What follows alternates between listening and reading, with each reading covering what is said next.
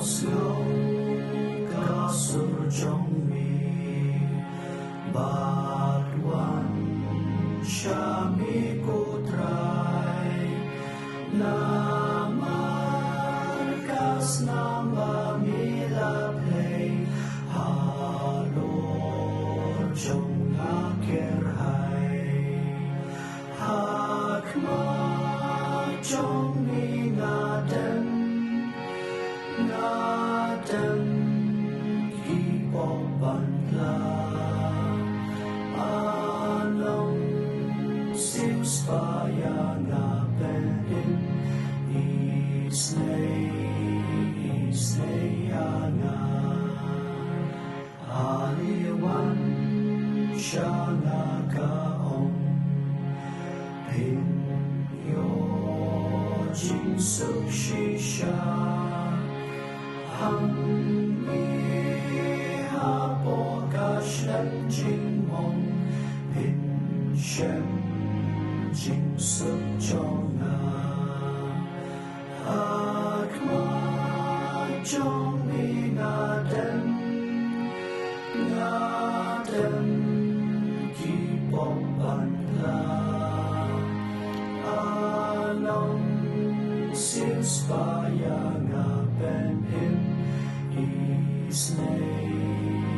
isnay nga kningawan kutray nga tay banyag wirbantare naslow kinjaban sa shachnay tubdyang nawan shami hakma trong mi ngaden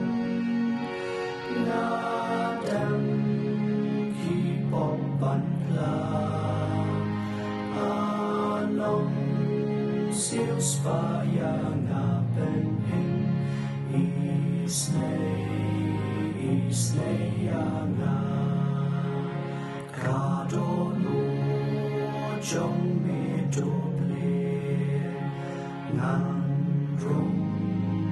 an shong cha thai ngas liang jing suk ngas liang jing yi nong po wat ken tai hakma trong mi ngaden kipopantla siuspaya nga penin isnay nga abalay kasur chong mi kutray nga nuot banbret tuang nga ampenslem jisu instead hakma trong mi ngaden